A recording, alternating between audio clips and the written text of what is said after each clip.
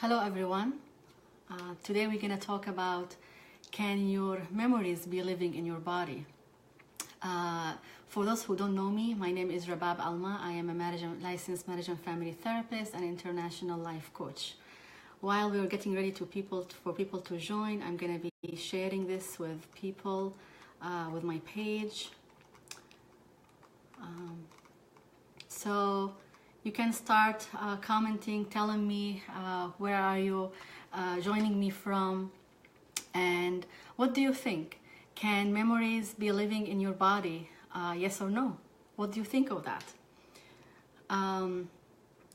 So we're gonna start by saying that yes, when memories and events happen in our life, we keep them in our mind. So we think about them, we retain the names, the places, the events, whatever happens.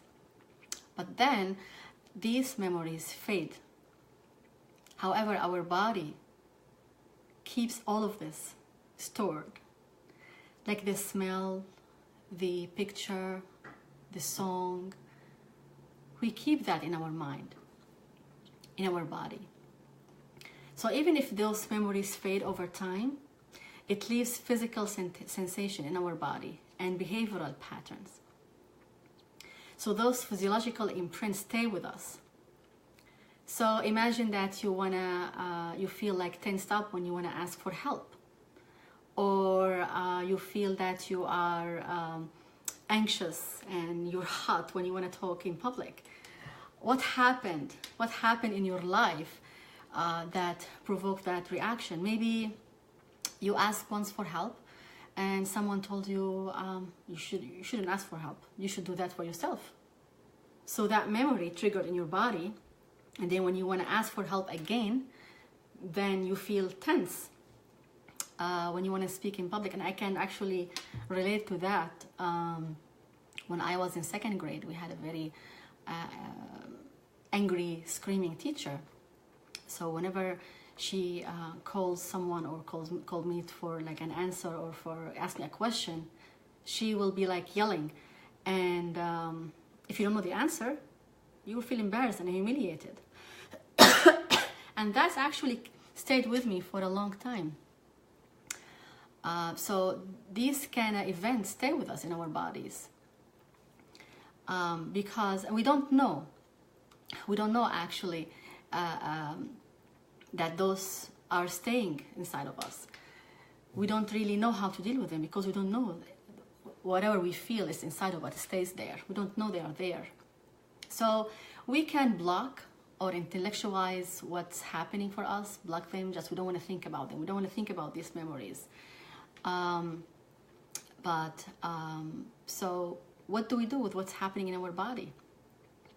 Again, for the people who are already joining us, I am Rabab Alma, licensed marriage and family therapist and international life coach. And we will be talking today about, can memories be stored in your body? And then later on, I will be speaking about 5 ways to help us deal with these emotions that are stored in our body. Tell me where are you joining from. Tell me what you think. If your body is storing events or memories, say yes or no in the comments. Share this video. I know that a lot of people will benefit from this, because we all store events and memories in our body, and we struggle with that, and we don't know what to do with this. Sometimes you have a test, an exam, and you are stressed about it, but this particular exam reminds you of a previous one, and you start to have the same symptoms, your stomach, your body, your headache, migraine. So what's going on, and how can we deal with that? So, excuse me. So if you look at animals, for instance, dogs or cats, when they fight, after that they shake their body. So they are actually normalizing their nervous system after this, whatever reaction they had, if it's a fight or flee or freeze. So they shake it off. But humans don't do that. We don't do that. So we retain this stress and anxiety in our bodies. And sometimes, because it's so stressful and so we need to deal with that, so we typically try to default to certain actions or behaviors, like for instance eating sugar, risky behaviors, whatever that is that comfort us, because our bodies are wired to be comfortable and for pleasure, not for discomfort. So we will do whatever help us to overcome this in the short term. But how about the long term? What happens? How we deal with that when these reactions happen, when I'm nervous, when I want to ask for help. I mean, I can, go and eat sugar, but then what happens next? How do I deal with it on the long run, and the emotional issues? How do I deal with that? So there are 5 ways to deal with this. Before I go into that, let me know where you are joining me from. Let me know if you agree that your body is storing memories and events, and how you deal with that. You can tell me yes or no. Say in the comments if you feel that your body is storing some events and memories, good or bad. It doesn't have to be bad. Sometimes we are walking and smell like a nice perfume or cologne that reminds us of something. So this can be positive and negative, but how can we deal with that really? So first way is, Salam Fatima, thank you for joining me. So the first way is permission. We wanna permit ourselves to feel how we feel. We need to feel it in order to heal. So whatever it is, so we were like, maybe we tell ourselves we don't wanna cry. I have to be strong. I cannot really feel this way. I cannot feel like I'm weak. No, I'm strong. I'm a mother. I'm a wife. I'm whatever. I'm a teacher. I'm a therapist. I cannot feel that way. So the first step is, we need to feel the feeling in order to heal. We need to feel that whatever it is, the sadness, the anger, let yourself feel it. We want to be in control of our emotions instead of having our emotions to control us. We need to retain that power back. We need to regain that power. We need to feel those feelings without being attached to them. We know what's going on. We know that we are feeling them. Let yourself be. In the beginning, it might feel horrible, very uncomfortable to feel these feelings. But the more you let yourself feel them, the more you feel stronger, and then you feel in control, and it will not be as horrible as in the beginning. You just want to allow yourself to go through that process. Second tool, or second step, is to release. I'm sorry, so no, I need to go back. So the first step is to non-judgment. You don't wanna judge yourself. You don't wanna feel that, oh, I was eating, or I was defaulting to some kind of behavior, risky behaviors. So the first thing is, we should not judge, or we cannot judge. We will not judge ourselves. We did the best we can at the moment. We were overwhelmed, and this is what we have, and we went for it. The second thing is to permit ourselves to experience the feeling. So I forgot the first one. And the third one is to release. So how do we release these feelings? How do we help ourselves to do that, to release it from the body? Maybe you can do something with your body, like if you like dancing or singing or shaking your body, certain part of your bodies. But if you don't feel that way, so you can default to maybe journaling, writing everything with no editing. Nobody will look at this except for you. So you just write and write. Or maybe you can cry until you are satisfied. Find someone to witness that, someone you trust. Maybe a close friend, maybe a therapist, maybe a coach. If you choose to journal and write, Then you can, after you finish and write everything, it might take papers and papers, maybe an hour or 2 or 3. Just allow yourself to be. Allow yourself to feel. Then you can go ahead and burn these papers as a sign of release. You just released it.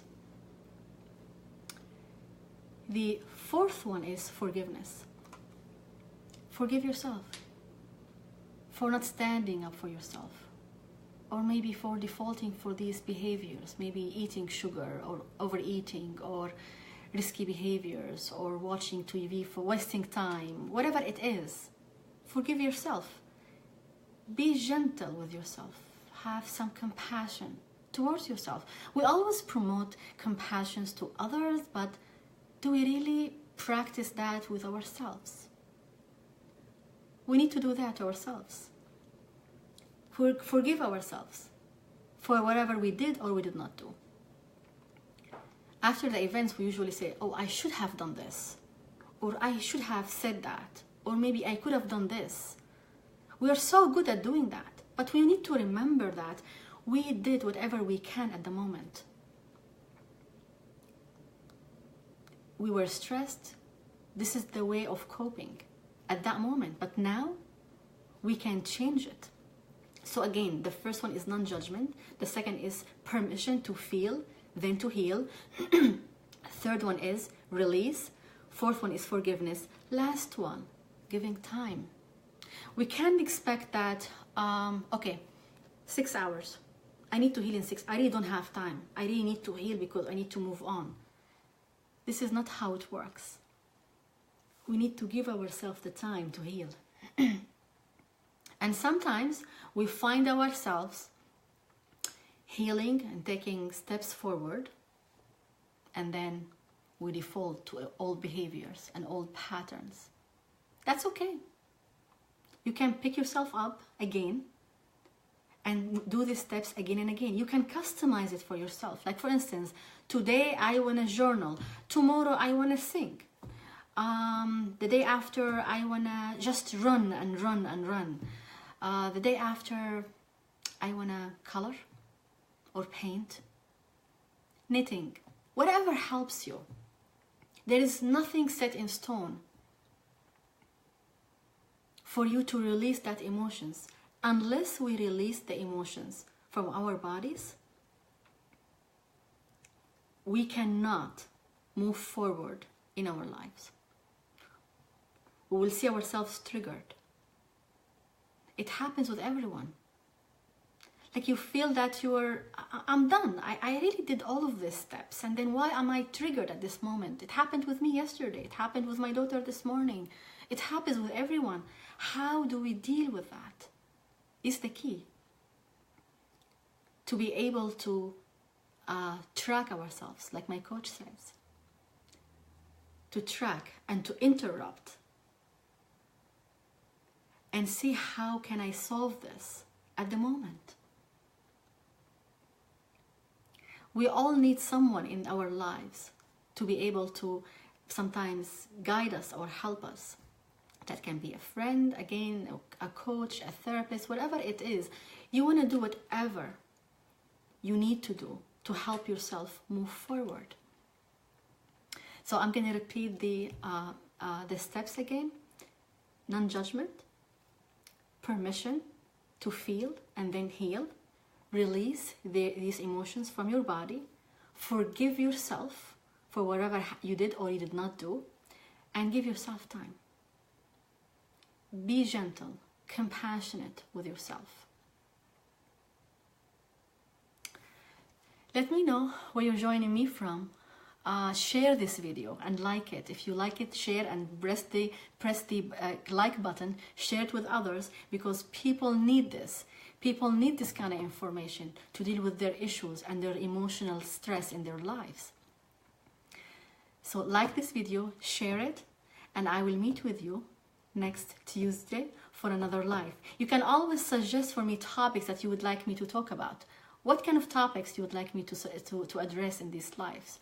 What do you want me to talk about? I would love to get your input and implement your ideas in my lives. I wish you a wonderful and a blessed day. Talk to you next Tuesday, and thank you for joining me. Don't forget to like and share.